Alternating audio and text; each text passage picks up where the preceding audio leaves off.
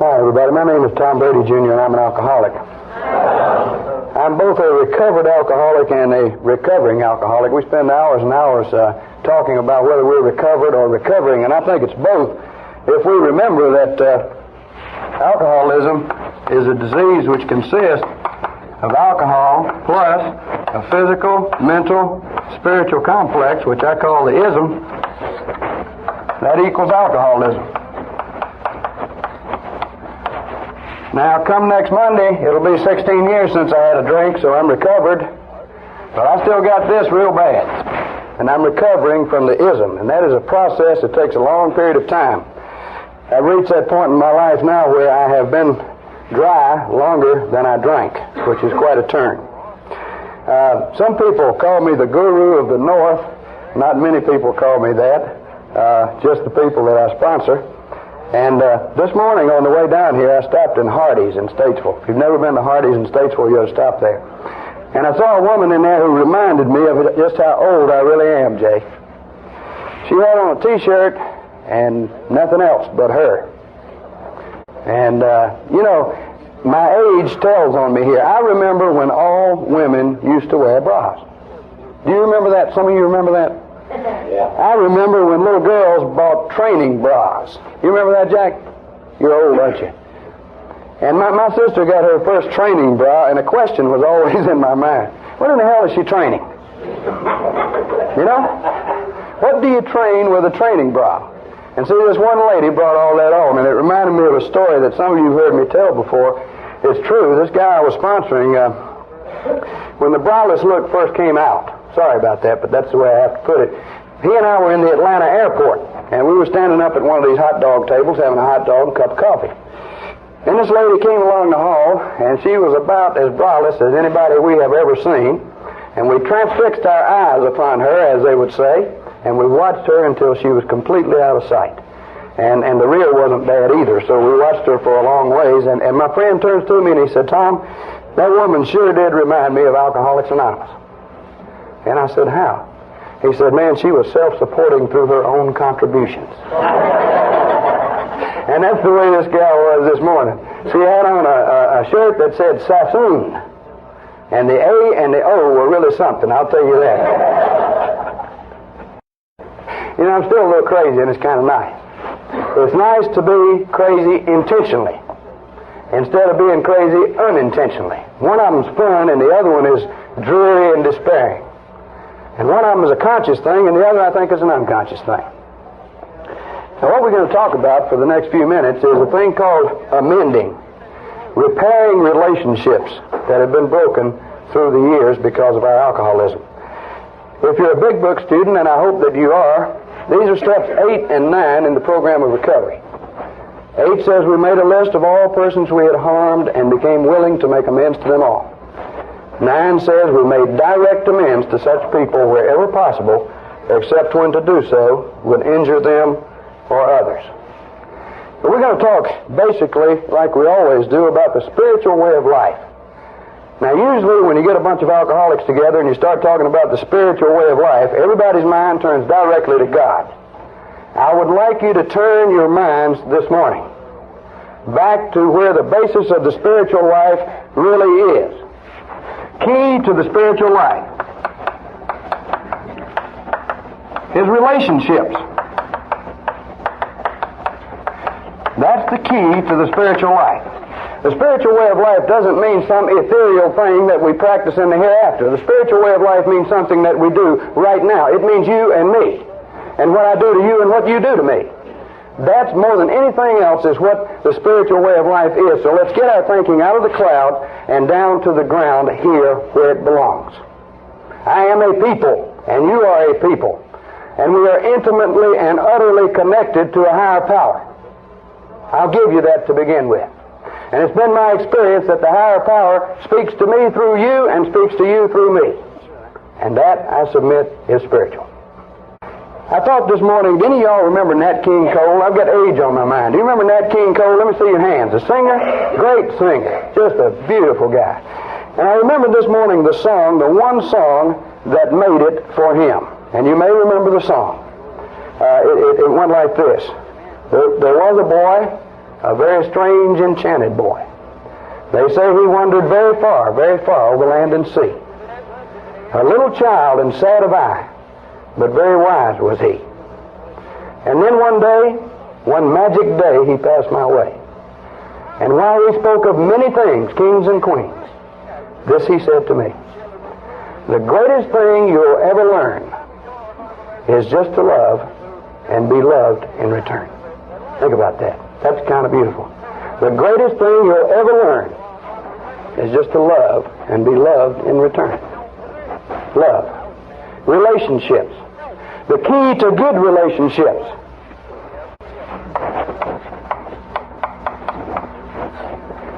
Love. And I think it is the greatest thing that we'll ever learn, and it's probably the most difficult thing to ever learn. And that is to love others and let them love us. And we alcoholics often have a worse time with letting other people love us than we do in loving other people. Somehow we don't feel worthy of their love. We don't feel lovable. And it's the other side that troubles us the most. This is a giving life. A giving life. And there's one other thing I want you to keep in your mind, a little diagram while we talk this morning. There is a thing that the Buddhists call karma. Is anybody familiar with karma? Do you know what it is? Okay, basically it's a wheel. And let's say this is me over here, and this is you over here. Now there's a law connected with karma. Karma is a law. And don't let the fact that it's Buddhist throw you. Any of you from a Christian background, it's called the law of retribution. Okay? Karma says this: whatever I put onto this wheel will come back to me. Exactly what I sent out will come back to me. In the Christian doctrine it says, as you sow, so shall you reap. Now, if this is true, if what I do to you ultimately affects me, then I better be very careful what I do to you. Now, some of the things that I did to other people before and after my drinking career and during my drinking career have come back to me. Many of the good things, many of the things that were not so good. All of the things that I have sent out have, like a boomerang, returned to me. And while I'm talking this morning, I want you to keep in mind the connection, the karma, the law of being. Whatever I do to you will be done to me. This is one reason, by the way, the great religious teachers of mankind have told us, whatever it is that you want somebody to do to you, you do it to them. Because when it comes back to you, what you wanted will belong to you, and you set the wheel in motion. So keep karma in mind there. It is a law. Now, the alcoholic belief system, the things that we believe, did you know you had beliefs? All of us do. And they're ranked in order. 1, 2, 3, 4, 5. I believe this, I believe that, I believe this, I believe that. I would lay odds that most of us, if we were asked to sit down and put down our 5 top beliefs, 1 through 5, Jim, we couldn't do it. And yet beliefs dominate our lives. And the alcoholic belief system, and by the way, when I say alcoholic, I'm talking about alcoholics. I don't care if you're man, woman, young, old, black, white, religious, non-religious. An alcoholic is an alcoholic like a rose is a rose. And a part of the alcoholic belief system denies this law of being. Because a part of the alcoholic belief system says this: I can, and I must, and I will live my life alone. I can't trust those other people. Every time I've trusted one of them, every time I've loved one of them, I've been hurt. Every time I've loved somebody, they have hurt me. Question: were you loving them or using them? Were you loving them or being a parasite upon them? Do we really know what this thing, love, is? That literally makes the world go around, that the nature boy said is the greatest thing we'll ever learn. Do we really understand it? Now, in talking about repairing relationships, because relationships are the stuff out of which life is made, let's make several points. First, people are social beings.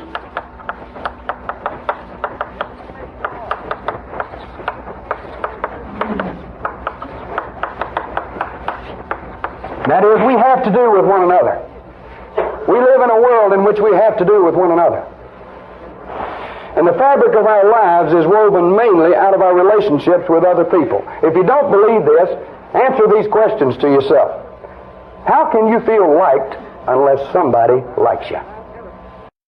How can you feel loved unless somebody loves you?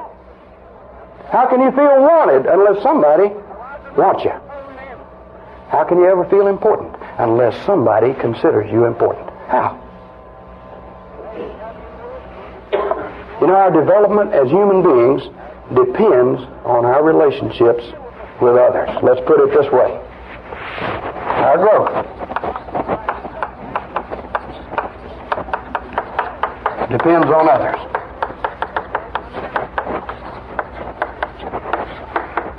Now, we're going to talk about things like spiritual growth and spiritual development this morning because you're in the same condition I am right now. As far as alcoholism goes, alcohol plus ism equal alcoholism. You haven't got an alcohol problem right now either. For all intents and purposes, the alcohol is out of your life. What remains is the ism. And it's a breakdown in these human relationships that is key to what is really wrong with us inside. Now, if our growth depends on other human beings, then when I make the statement, I need you and you need me, I'm not talking like Pollyanna. This is not some idealistic hogwash. It is literally the truth. I need you and you need me. I affect you and you affect me. I respect you and you respect me. See, each of us feeds on the ideas which come from other people. How else do we grow without this food? And each of us needs the love that only the other person can give him. Those who feel loved and who relate to other people become healthy. Those who don't become unhealthy. Now, what does growing mean? It means starting where I am, I extend myself. I extend myself. I extend myself. I grow larger and larger and larger, and I cannot do this without other people. Any of you ever heard of Abraham Maslow, the noted psychologist? And he wrote, and I quote, "The need for love characterizes every human being that is born. No psychological health is possible unless the person is fundamentally accepted, loved, and respected by others." William Glasser, another psychologist, wrote, "Every human being has the need to love and be loved." Now, from these facts, you can see that if we want to grow as a person, we need each other. I need you and you need me. It's that simple. You and I, like it or not, are mutually dependent on one another.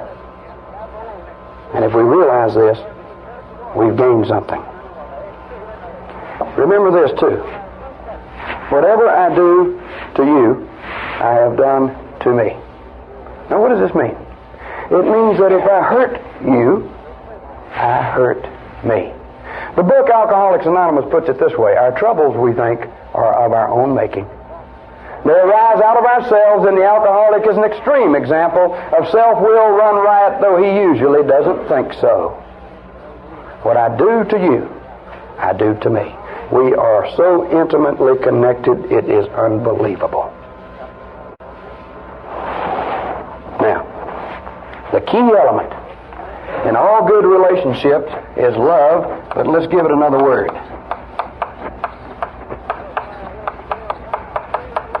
This is a giving life.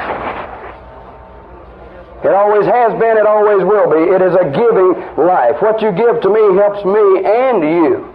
And what I give to you helps you and me. That's the way it is. When both of us are giving, there's no need for anybody to take. When I'm giving to you and you're giving to me, there is no need for anybody to take from anybody else. And that's the way it ought to be.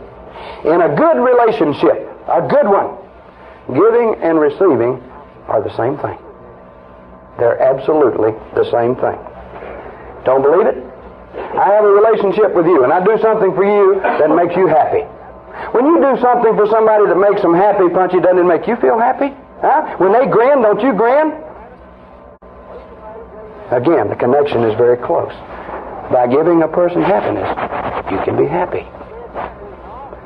Now, relationships break down when we try to take rather than give. That's when they break down. When we try to get what we want from others, we're no longer relating to them, we're using them. When we try to take what we want from others, we're no longer relating to them, we're using them. And we break one of the basic laws of human life. You want to know what that law is?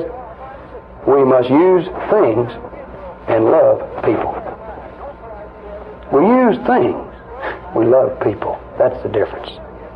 And when we break this law, when we begin to use people as if they were things, instruments that we use to get what we think we need, and most often we don't really need it, we have broken a basic law of human life. We're taking. We're not giving anymore.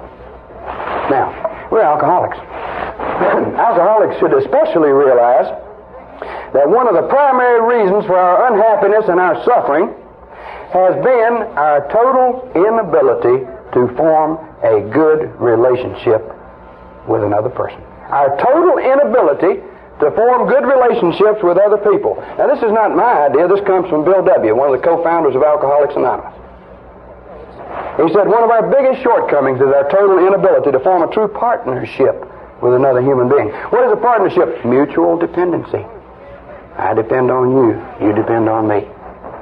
You know, rather than be a member of the cast in the drama of life, I always wanted to run the show. I wanted to produce it, direct it, star in it, make the sets, make the costumes, and tell all the other actors what to do. And I'm not unique. I'm not unique. Read pages 60 to 63 in the big book Alcoholics Anonymous.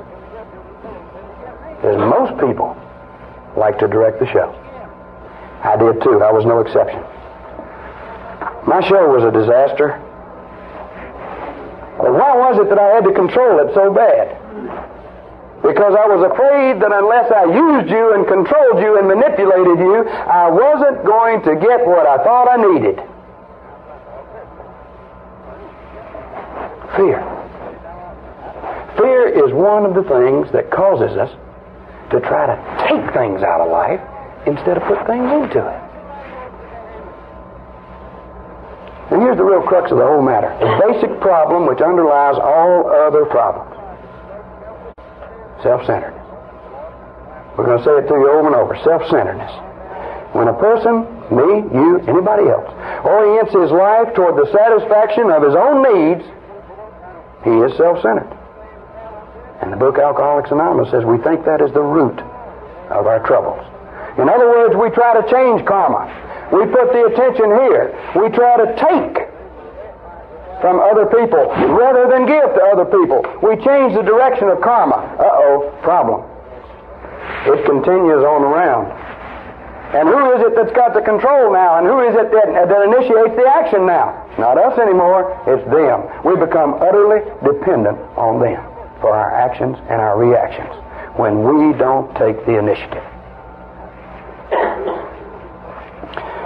Now, according to Bill W. again, he gave a couple of reasons why we didn't form good relationships. I love this word. Our egomania, he said.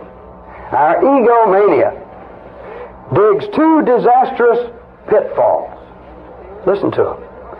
Either, he said, we insist on dominating the people we know, or we depend on them far too much. Think about your relationships in the past, whether you like it or not. Whether you like it or not, think about those relationships. The people you so-called loved. The people you were married to. Did you dominate them? Or did you depend on them?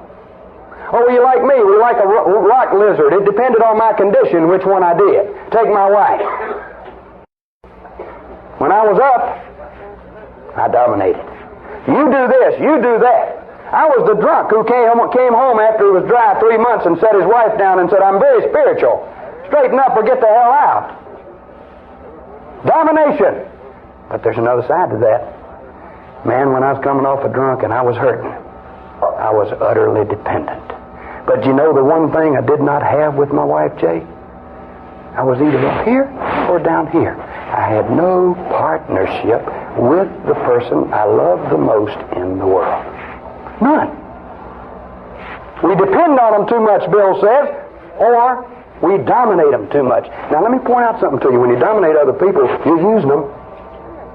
And when you depend on them, you're using them. And if you're using them, you ain't loving them. And you're not related to them.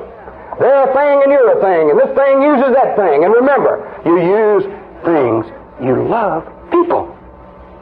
Please keep that in mind. Now what happens when we dominate and depend? If we lean too heavily on people, they'll fail us. They will fail us because they're human too and they cannot possibly meet our demands. And when we try to manipulate or dominate other people, you know what they do? Jim, they revolt. To hell with you, Jack. I got a part in this show too. You may be the director. I quit. So if you depend on them too much, they fail you. And if you dominate them, they fight you.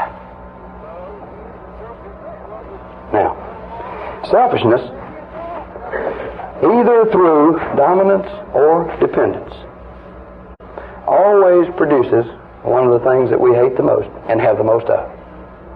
Loneliness. If you depend on people too much, they go away. If you dominate them too much, they go away. And who's left? You.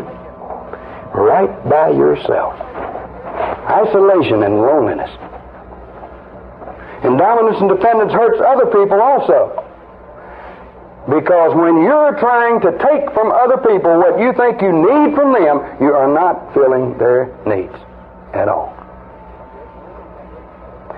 Now, understanding human relationships is vital to us alcoholics. It is vital to us alcoholics. Because according again to Bill W., listen to this, please, quote, defective relations with other human beings have almost always been the immediate cause of our woes, including our alcoholism. Listen to that again. Defective relations with other human beings have nearly always been the immediate cause of our woes, including our alcoholism.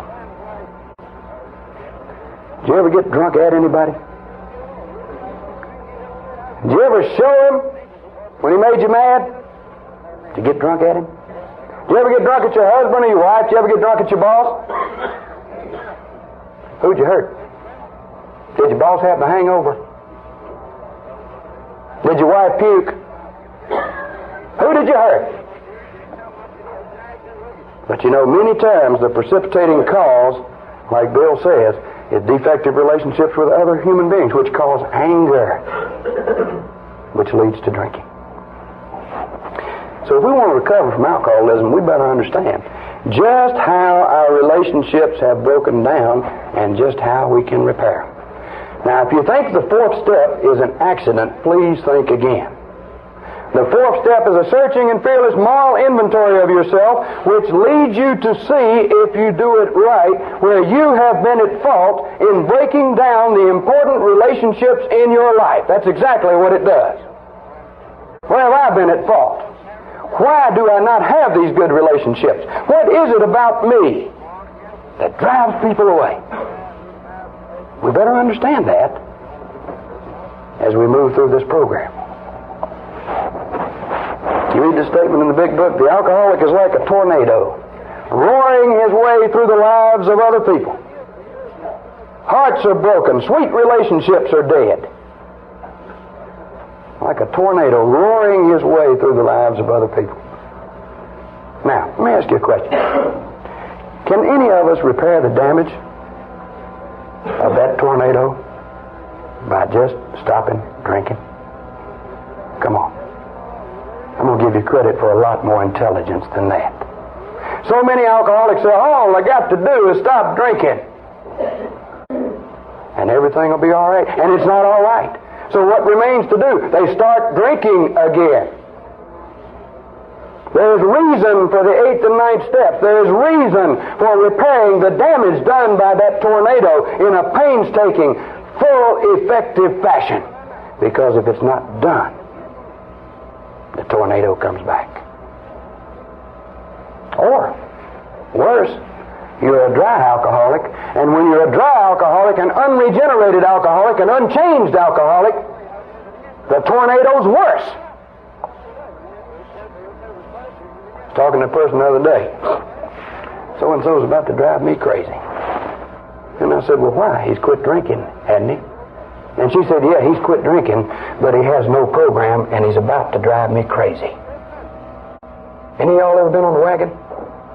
Dry? Jerky, dry, unhappy, unfulfilled. Same old stinking thinking going on, wanting to drink so bad you didn't know what to do.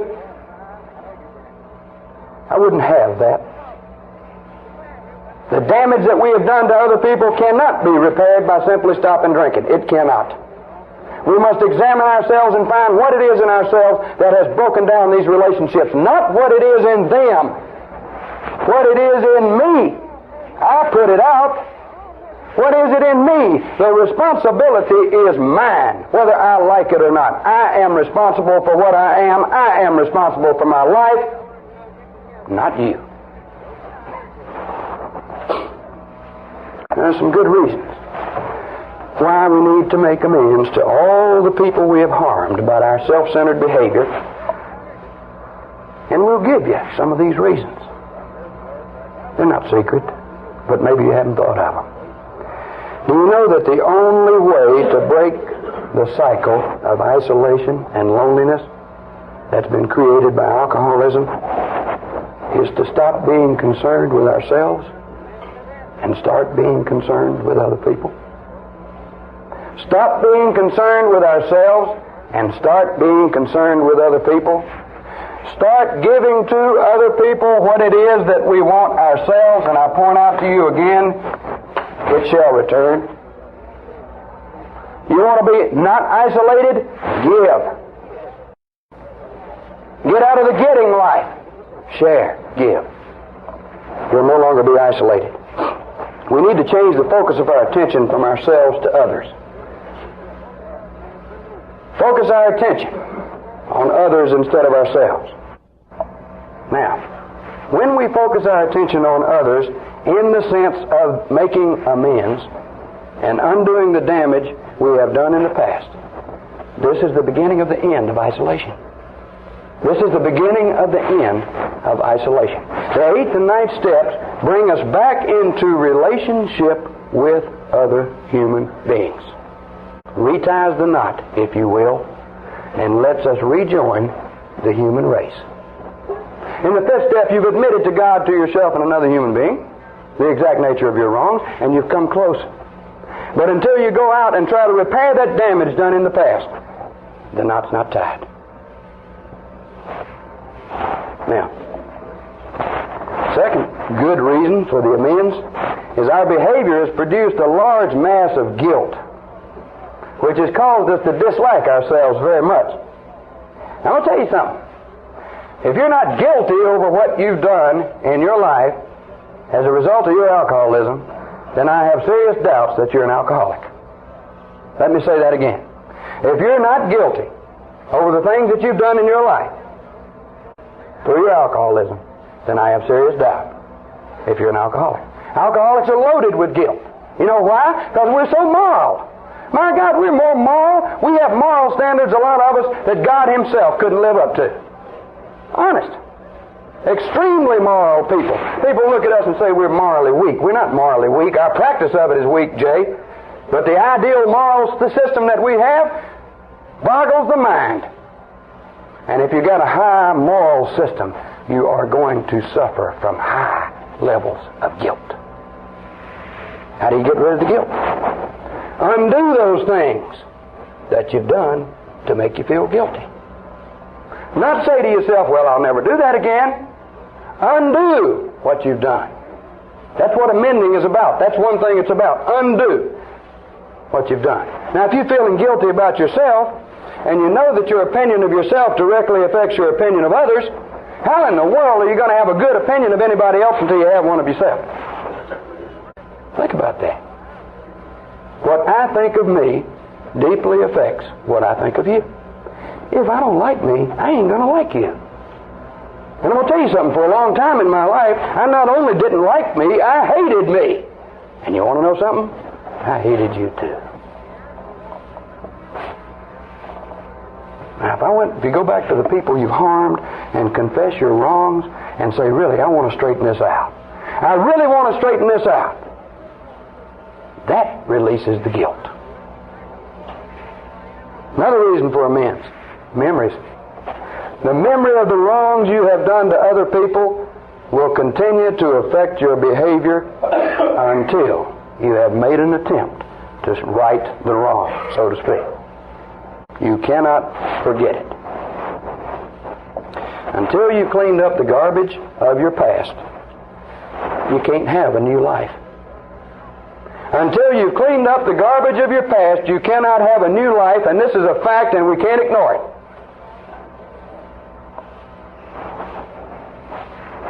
Part of the process that we're going through really in steps 5 through 9 in the program is a thing called catharsis.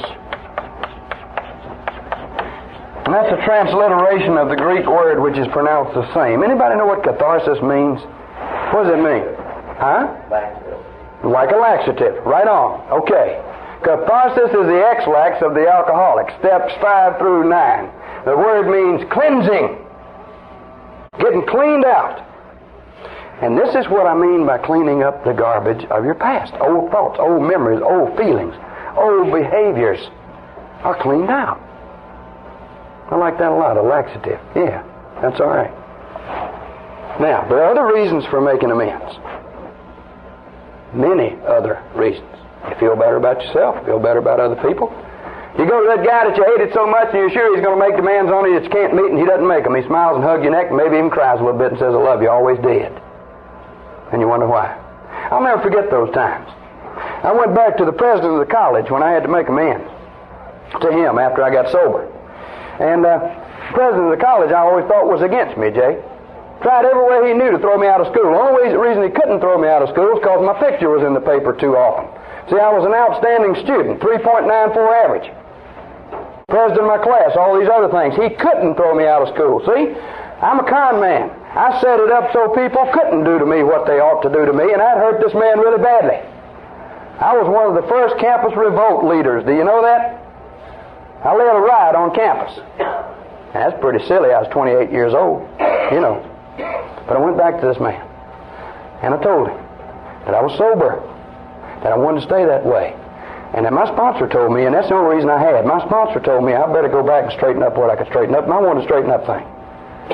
And he looked at me and tears in his eyes. He said, I love you.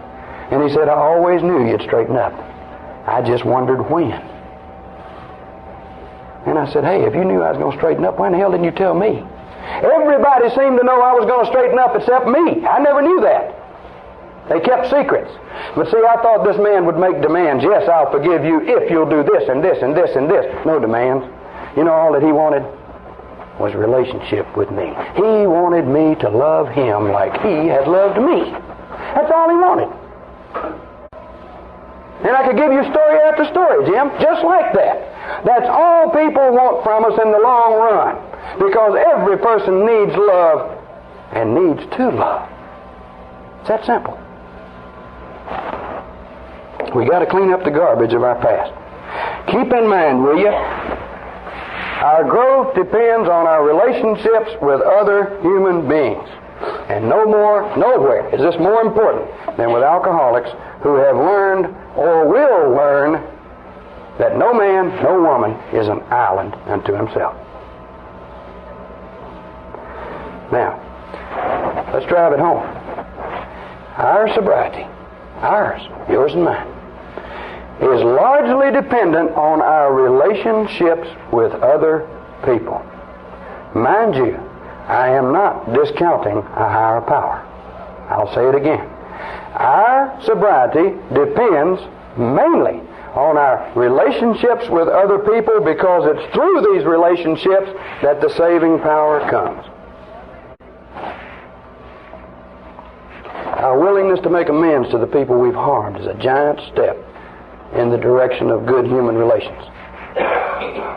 Now, any of you ever wondered how to make amends? It's in the book, you know.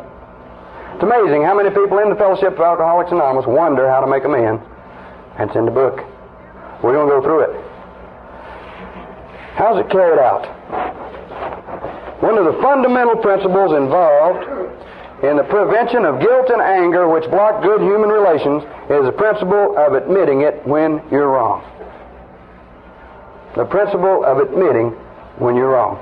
Most of us don't practice this principle. As a matter of fact, most of us during our alcoholism and after our alcoholism and before our alcoholism always point and look at and focus upon where others have been wrong.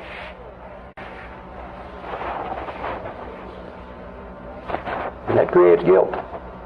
When I don't admit that I'm wrong, when I'm wrong, it creates guilt in me. And when I look at the wrongs that other people have done, what would you think that creates in me? Anger, distrust, fear. And these things are stored up in me, and they were stored up in me for a long time. Guilt over my own behavior, anger toward the behavior of others. And it troubles me all the time. And when you're troubled, and when you're hurting, and you're an alcoholic, what do? Huh? Drink a little hooch? Take a couple drinks of that flit? Go find you a place where you can have good relationships like I did under the viaduct in Raleigh with the winos? But when you can admit your wrongs, you're going to feel better about yourself and other people. Now, I went a long, long time in my life without ever really admitting my wrongs, accepting responsibility for what I had done wrong. And when I got into this step in the program, I had a long list to take care of. Do you know when I finished my last amend? When I was sober 14 and a half years. That was the last one, Jim. There was a psychiatrist, okay, that I felt I had harmed, and it took me 14 and a half years to find him, and I found him, and I called him, and I talked to him. You know what the man said? Just like the president of the college. He says, I have nothing but the fondest memories of you, Tom. I said, you must have been crazier than I was. The man had to throw me out of the psycho ward. Any of y'all ever been thrown out of a psycho ward? I was. But it was their fault, not mine. All I did was come in drunk and whoop up on another patient, you know. It was their fault, not mine. I believe that. Everything that happened to me was their fault, not mine. Never my fault. Always copped out. Now, here's the first step in making amends to the people you've harmed. It's so simple, it's pitiful. Make a list. Now, we begin making this list when we're taking the fourth step. Make most of it when we're taking the fourth step. So we make a list. How long a list? All depends on how thorough you are. They tell us in AA, year by year, we walk back through our lives as far as memory will reach and construct a list of people who have been affected by our bad behavior. This is the 8th step. Walk back through our lives as far as our memory will reach and construct a list of those people we have harmed by our behavior. The next step is to be willing to make the necessary amends.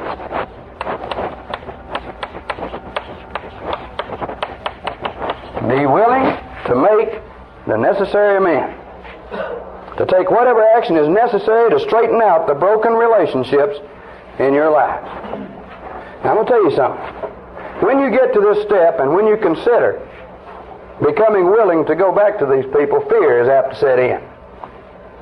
And rationalization is going to be right behind it. I have sat around AA meetings and heard people who did not want to make amends use rationalizations like this. Completely ignoring the amends that were present and that they could make, they said, I'm broke and most of my amends have to be made in California. How am I ever going to do it? Or the people that I've hurt most are dead. This is alcoholic rationalization. We always think of what we can't do, never of what we can do. And you might say to this person, what about your kids? What about your wife? What about your boss? They're right there with you. Why are you talking about what you can't do? And I want to tell you something. If you're really willing to make amends, all these things will be taken care of. Okay? You can make amends to the dead ones. It's possible. There are ways to do it. Okay? People that you've harmed who are now dead. You want to know a simple way? Because there's guilt there. There's guilt there, and we got to get out the guilt. Sit down with a pencil and a piece of paper and write them a letter. Write a letter to the dead person and tell the dead person exactly what you've done and exactly what you're willing to do to make it right. It has the effect of getting that guilt out of your system onto paper. And then read that letter to your sponsor or to an AA friend and tear it up and throw it away. You're done with it. You've made your amends. Now, how about all of those in California that I can't get to because I just don't have any money? The first 2 years I was in the program of Alcoholics Anonymous, I had no driver's license. I was never supposed to drive again. Permanent revocation. 5 years probation. And I had amends to make. I wrote letters, and when I was able to see them, I went to see them. First, I wrote letters. When I was able to go see them, I rode the Greyhound bus. And I had some in West Virginia that I had to make. And I got to tell you this story. In West Virginia, I'm on 5 years probation. I can't leave the state of North Carolina, right? I got sued. See, I drove under a tractor trailer one night when I was blacked out in Wheeling, West Virginia. And I stayed in traction in the hospital about 3.5 months, and I almost died. And while I was in the hospital, people were awfully kind to me. Awfully kind to me. Money was left on the bedside table. My wife and daughter were taken care of. And when I left West Virginia, I was on drugs. And I never said a word to anybody. And I felt like I owed amends to these people, and I had no way to get to West Virginia, and I got sued. That truck driver whose trailer I ran under, Jay, I never hit the cab. I went under the trailer. But all of a sudden, he developed mental anguish and lower back pain. Does that sound familiar to you? And he sued me for $250,000. And my company for $250,000. I didn't have $250,000 cents. My company was very rich, and he knew it. Okay? He wanted that bread. And I went to my probation officer. I said, I got a subpoena here. I got to go testify in court for the defense. He said, you're on probation. But he knew I was sober, and he knew I'd been that way for 18 months. He said, the paperwork will take too long. Go ahead. Just don't get in trouble, for God's sake. Well, I didn't have a top coat, and it was wintertime. So I borrowed a top coat, one of my friends that I worked with at the college where I was working. And I got me a plane at company expense, Jay, and took off for West Virginia. I'm a defense witness, right? So I go into the lawyer's office, the defense attorney. He is also the judge in that area who could put me in jail if I told him the truth about that accident, okay? And he got telling me what to say when I got to court. And I said, it's not the way it happened. He said, how did it happen? I said, I don't know. He said, what do you mean you don't know? I said, I was in an alcoholic blackout. And I'm a member of AA now, and if I'm going to stay sober, I got to tell you the truth. I'm going to tell you the truth. And he and his partner worked with me for 4 hours and tried to convince me I'd had a concussion and forgotten. I said, no concussion, blackout. Last thing I remember was drinking in a roadhouse. Matter of fact, when I had the wreck, I asked him, where's the other guy? I thought there's another guy with me. I used to see things. You ever see things? And hear things that weren't there. I catch a plane, I go back up there and talk to the lawyer about this, and he turns around and calls the insurance man. Our company's insurance man. He laughs, turns back around. I said, what did the insurance man say? He said, he asked me how fast I could get you out of town. Because I told him you were going to tell the truth if you went to court. Get an airplane back. Couldn't get a flight. Stayed in a hotel. Company expense. Called the Baptist minister up there who took care of my wife and kid and me while I was in the hospital. He and his flock. Long silence on the other end of the phone. I didn't know what was the matter. He said, guess who we were talking about last night at church? Me. I told him what I wanted to do. I thought the man was going to wet his pants. He was so excited. You're going to do what? I'm going to go back to these people and make them in. I'll be right over. See, I didn't have a car. He did. He took me around and I saw every single one of those people. Every one of them. The man who cut me out of that car, because it was smushed up like you wouldn't believe. I should be dead. The policeman who never filed charges because he thought I was going to die. The doctor who took 9 hours in the emergency room sewing me back together and never reported that I was drinking because he thought I was going to die. The man who left me $200 in a plain envelope on the side of the table. I got to thank him for it. All of it. So next time you're rationalizing about those people in California you owe amends to, Please don't ever forget, we got a Father. And He loves us. And He'll make a way when the time's right. And I'm not a religious man, see? But I fully believe that. He'll make a way when the time's right. He did. I don't doubt it anymore. Never will. Got a free trip to West Virginia? All expenses paid. Got to finish up 10 or 12 amends. Think about that. Next time you start to say, I can't, put a comma in there. Say, God can. He can. Now, when you become willing, go out and make the amends. Go out and make the actual amends. This is step 9. Made direct amends to these people whenever possible, except when to do so would injure them or others. Be very careful. There are some qualities that are needed here to make good amends. These qualities are good judgment, careful timing, courage, and prudence. That means common sense, I guess.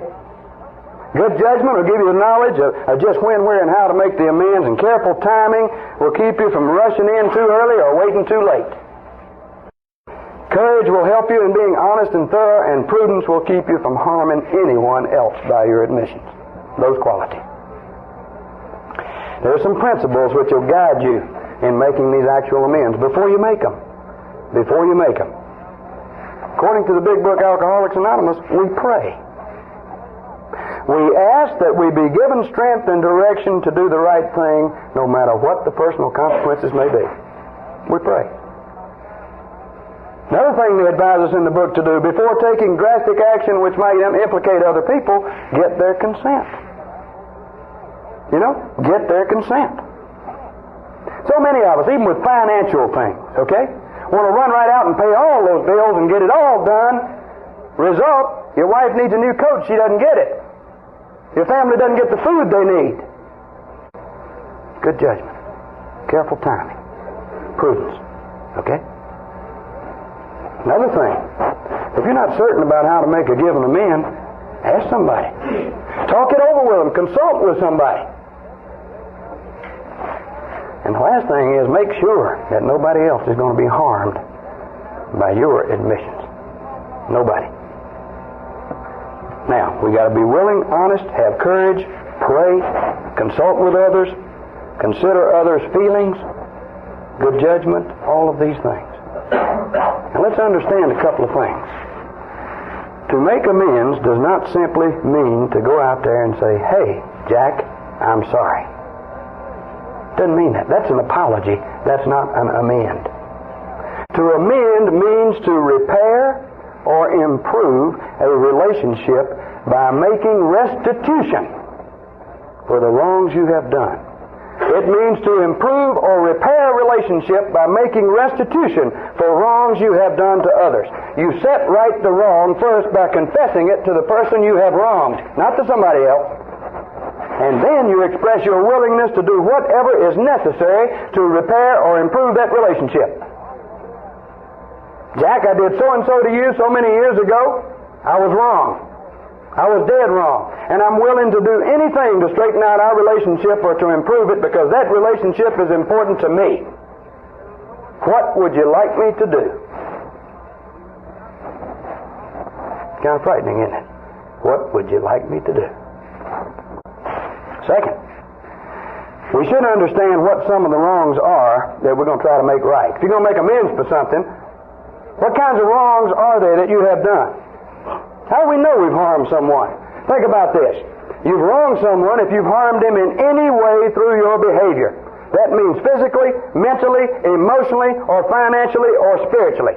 Any of these ways we can harm people, and we're told we must make amends for all of them. Now, you got your list and you're willing and you're ready to go out and make those actual amends. You go to the people whose names you have listed. Go to them directly, face to face. Tell them in complete frankness what you are doing and why. Here's a point that we don't often understand. If you're a member of Alcoholics Anonymous, and if you go to another person to make amends, You tell that person, I am an alcoholic who is recovering through the program of Alcoholics Anonymous. Not only are you there to improve your relationship with that person, Jack, you're there as a representative of Alcoholics Anonymous. Because that person will never forget, so-and-so's in AA. And AA tells them to do this. Did you know that? It improves the image of AA, and if it does that, it improves the chances of a lot of people who might come to the fellowship. Freely admit the damage you have done. Express your willingness to make things right. Please remember, when you're doing this, you don't crawl. You do not crawl. You walk in face to face, eyeball to eyeball. You're God's kid. You don't crawl before anybody. Now, there's some results of the 8th and 9th steps, and they're good ones. If you followed the procedure given in the book Alcoholics Anonymous to the letter, as best you could, you're a new person. You've come out of the prison of self. You have great knowledge of yourself. You've learned to understand others. You've reestablished a relationship to a higher power.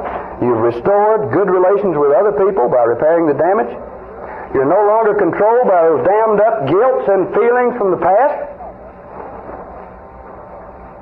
As one source puts it, you have now entered the world of the Spirit. After the 9th step, you have now entered the world of the Spirit.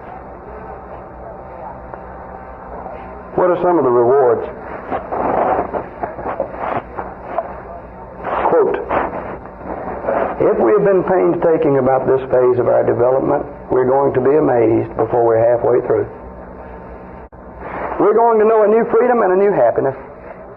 We will not regret the past nor wish to shut the door on it. We will comprehend the word serenity, and we will know peace. No matter how far down the scale we have gone, we will see how our experience can benefit other people. That feeling of uselessness and self-pity will disappear. We will lose interest in selfish things and gain interest in our fellows. Self-seeking will slip away.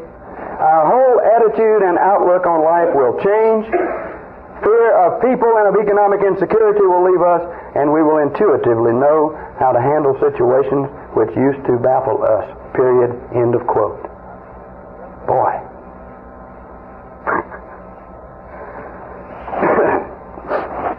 So this is a given life.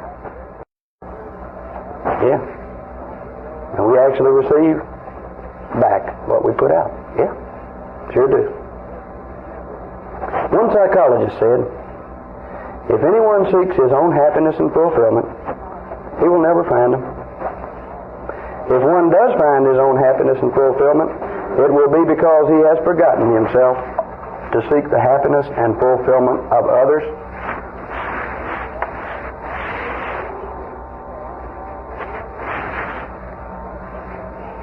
St. Francis of Assisi. It is by self-forgetting that one finds. And an obscure carpenter from an obscure town in an obscure country taught us that we should do to the other person exactly what we would have him do to us. That the person that tries to be first, in other words, a self-centered person, is going to be last. And that the essence of love is self-forgetfulness. Now, were these men right? Did they mean what they say? Or were they some sort of kooks? Decision's yours. But if you learn sobriety in the way it's suggested to you here, you'll be convinced of it beyond the shadow of any doubt. Yeah, they were right. Yeah, they're the sanest men who ever lived. You'll know it. Amends help us to restore relationships with our fellows, and thus with the source of our growth as human beings. Source with a capital S. Now, let me tell you something. These little arrows up here, this action that I'm putting out right here, is called love.